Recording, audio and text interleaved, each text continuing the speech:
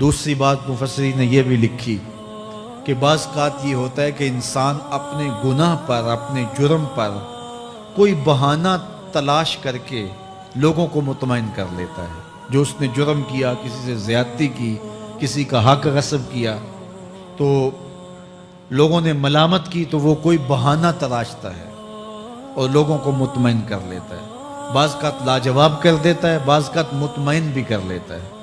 وہ لوگوں کو تو مطمئن کر لیتا ہے لیکن وہ خود مطمئن نہیں ہو سکتا۔ جس نے جرم کیا ہوتا ہے، جرم اس کو اندر سے ڈستا رہتا ہے، اس کا ضمیر اس کو ٹھوکریں مارتا رہتا ہے، اندر کی بے چینی اسے تنگ کرتی رہتی ہے۔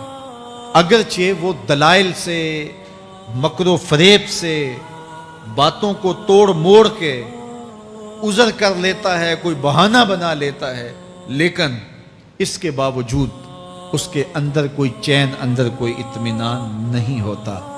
اللہ اکبر! تو مجرم بے چین رہتا ہے۔ آج ہماری بے چینیوں کا ایک سبب ہمارا مالک کی دہلیز سے منہ موڑنا اور بہت سارے دیدہ نادیدہ گناہوں کا ارتکاب کرنا ہے۔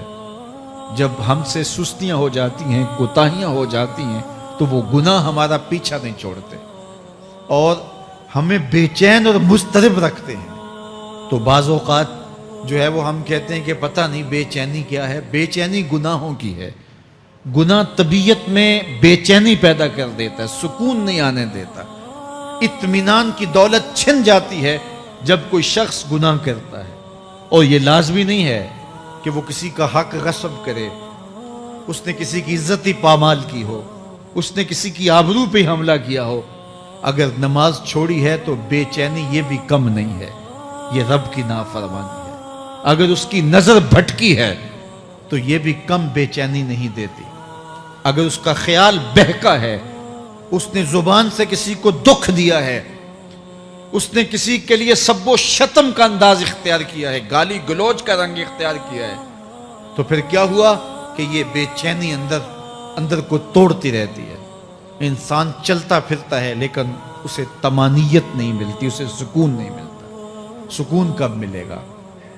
سکون تب ملتا ہے جب کسی سے زیادتی کی ہو تو اس سے جا کے معافی مانگ لی جائے، اور اس لجاجت کے ساتھ معافی مانگی جائے کہ وہ مجبور ہو جائے معاف کرنے پہ، تو پھر اندر طمانیت اتر جاتی ہے۔ اگر رب کی نافرمانیاں کی ہیں تو لیلۃ القدر کے دامن میں اس سے معافی مانگ لو، اتنی لجاجت سے معافی مانگو، اس قدر رو کے معافی مانگو، ترلے منت پہ اتر آؤ، ہاتھ جوڑو، آنسو بہاؤ، چیخو، چلاؤ، رو، اس کی دہلیز سے لپٹ جاؤ، اس سے اپنے گناہوں کی معذرت کرو۔ جب مالک نے معاف کر دیا، اندر کی ساری بے چینیاں مٹ جائیں گی، دل کو قرار مل جائے گا، دل کو تسکین نصیب ہوگی۔ تسکین اس کی دہلیز سے تمہیں ملے گی، یہ اندر سے پھوٹتی ہے، باہر سے نہیں آتی ہے۔ تسکین کے قافلے اندر ہی اترتے ہیں، اندر سے اس کے سوتے پھوٹتے ہیں، اس کے چشمے پھوٹتے ہیں۔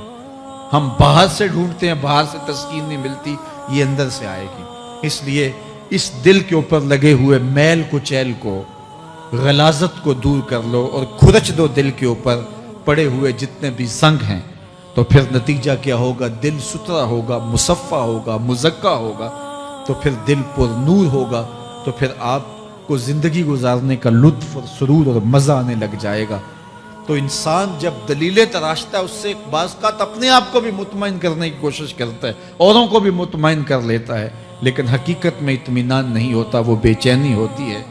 تو اللہ تعالیٰ جل شانہ اس کہانی کو بیان کرتے ہوئے ایک اور مضمون کو بیان کیا، اور یہ بالکل درمیان میں جملہ معترضہ کے طور پہ جو ہے وہ نظر آ رہا ہے کہ بات تو چل رہی ہے، تو اچانک اللہ اپنے محبوب سے مخاطبہ فرماتا ہے، کیا ارشاد کرتا ہے؟ لا تحرک بہ لسانک لتعجل بہ۔ تو یہ اچانک بات کیوں آ گئی؟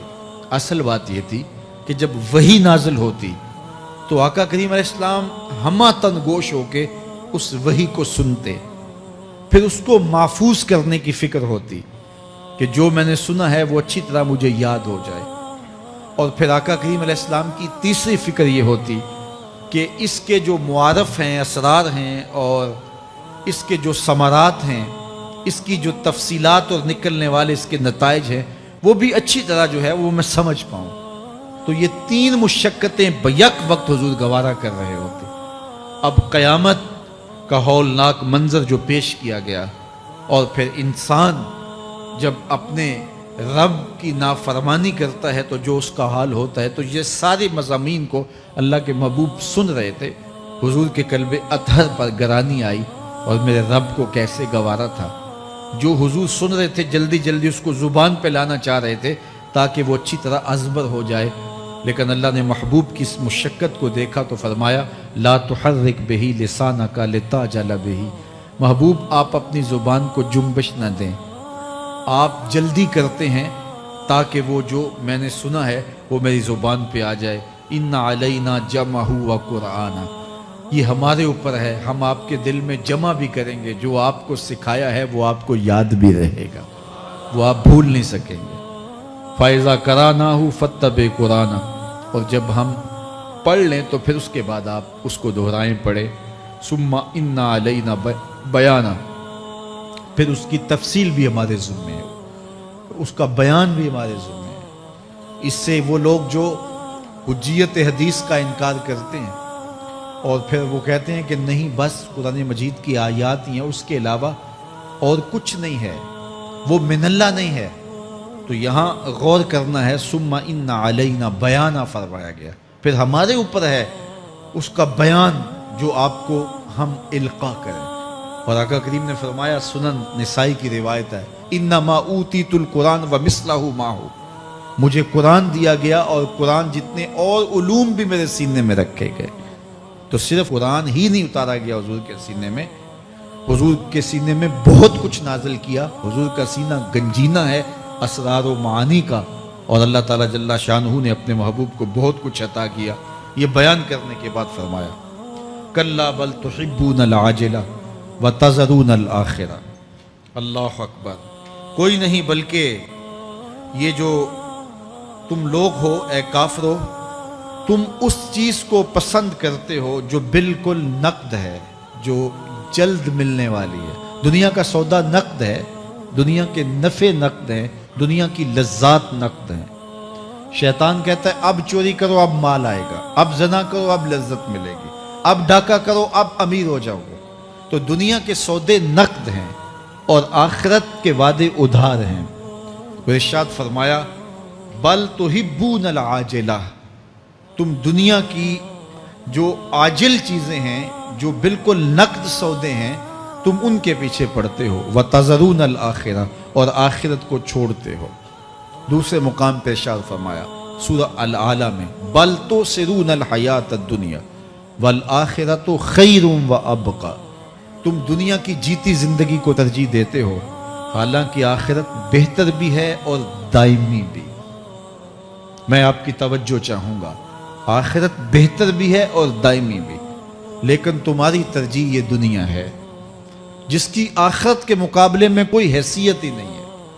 حضور نے ارشاد فرمایا اگر کسی کو جنت میں ایک کوڑا رکھنے کی جگہ مل جائے، ایک ڈنڈا رکھنے کی جگہ مل جائے، دنیا و ما فیہا کی دولتوں سے وہ زیادہ قیمتی ہے.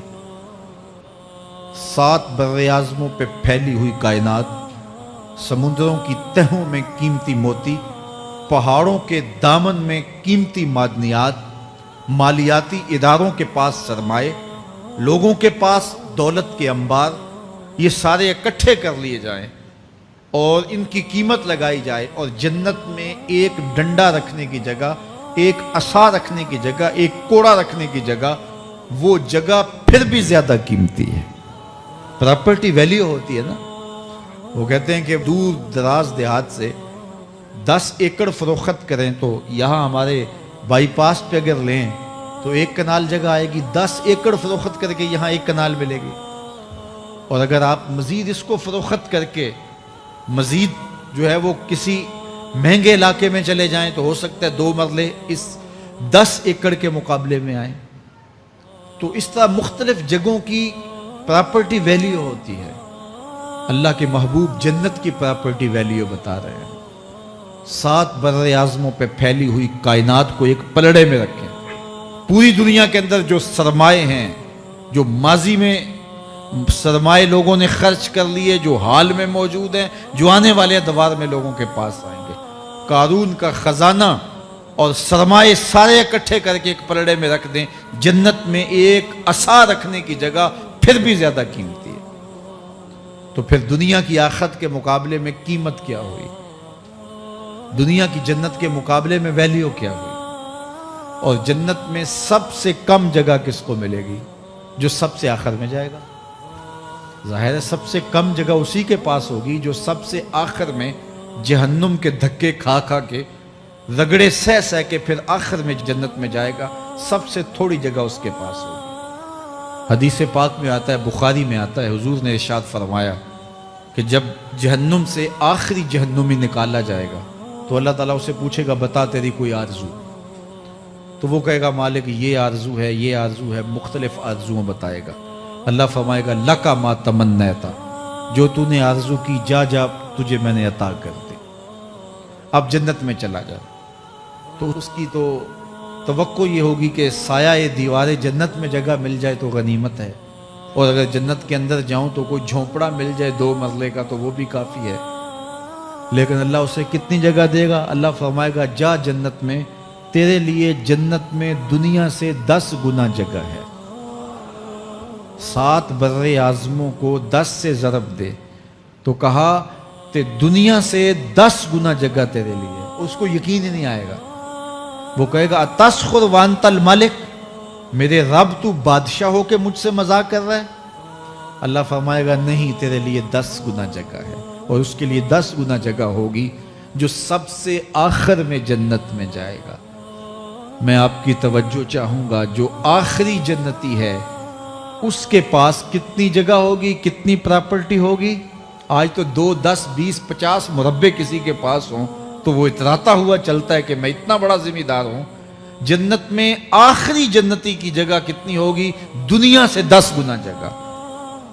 تو داتا گنج بخش علی حجویری کی جاگیروں کا عالم کیا ہوگا؟